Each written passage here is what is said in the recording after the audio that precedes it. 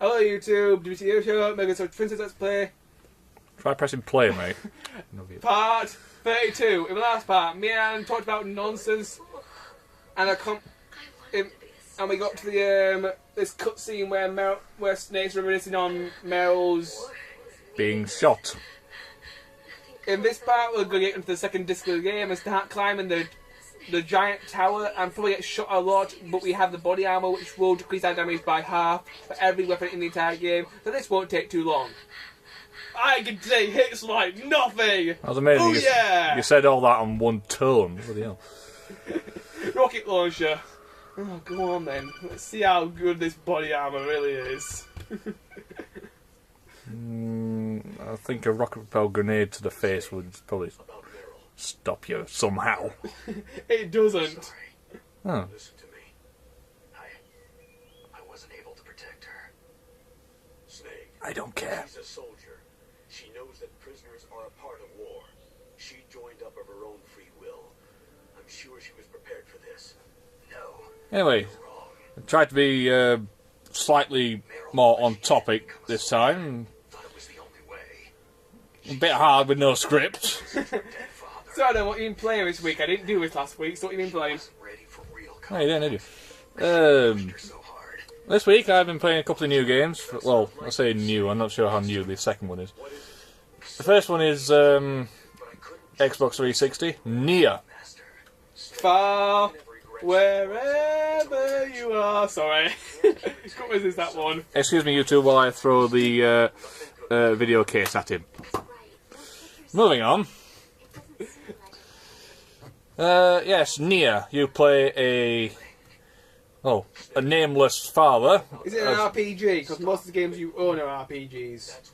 Yeah, it's kind of 3D third-person action RPG, and along the same lines as Devil May Cry, only not as linear.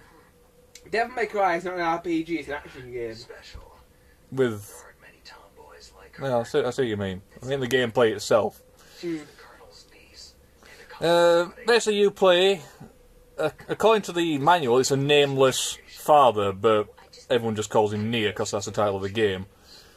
Who's going around this futuristic world of the year 1340 something, I don't really know the year, and trying to find a cure for his daughter's disease. It's a really fantastic story. It's made by Square Enix. It's one of those stories that's more, I'd like to use the phrase real life, but you're pushing it. Well, it's not as fantasy, if you know what I mean. You know, things like yeah, I mean, I'm trying to think of a good example. Say Blue Dragon. That's an RPG by Square Enix. Most of the side quests and little storylines have happy endings. Everything works out. The villain gets his comeuppance, and you think, yes, everyone's happy. Very quickly on in Nier, this isn't a spoiler by the way, very, very early on in the game, you realise that most of the stories and most of the little side quests do not have happy endings. It's one of those stories where, you know, you find a seemingly innocent problem. Say, like, I don't know, a couple of kids have been stealing food from the local bakery. Yeah, so I think fair enough. We'll go talk to the kids, see what they say. It turns out it's a couple of brothers who get beaten senseless by their alcoholic father, who get forced to steal things to support his drug habits, and it really quite dark storylines in them. And the other game, Adam? Is that one a little less bloodshed? Adam, you may want to tweak the brightness here. Just slightly, yeah. A bit dark because we've just switched discs for some reason. In this point of the game, YouTube, beware of infrared sensors. You will have to be very, very careful. Although these ones you can't avoid because they're right behind the fucking door! Oh dear. At this point of the game, YouTube, grab the rope and run like hell. Climb the stairs as fast as possible because you will die very, very quickly. If you don't have the body armor, may God help you. You just run underneath the stairs, mate. I know. Oh, there's some ammo behind the box that got you. You see it just barely floating there. Yeah, Nier. I'd recommend it to anyone who's a fan of stories in games, because this is quite fucking dark. Play it this way: as soon as you turn the game on, you're greeted to this. You're greeted with this rather lovely young lady shouting obscenities at you, along the lines of "Stop fucking helping us, you bitch!" kind of thing. Right from the get-go. She's... I dare say a warrior woman, but she spends most of the time in what looks like a nightgown with a pair of white panties on, wearing literally sod all. But hey, that's As you do. As you do, that's just how she is. What else can you say besides Nier? Nier, yeah. Good game, I recommend it. Apart from that, I've started playing a game called Resonance of Fate. That's Which is for? a 360. Oh. If it's door you can't open yet because it's frozen shut. You will need some C4 later in the game where you'll be able to open from the opposite side. Oh, that's right. I totally forgot.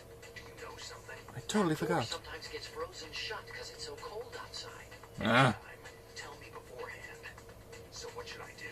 It's impossible to open from... This, oh, you need C4 from the other side.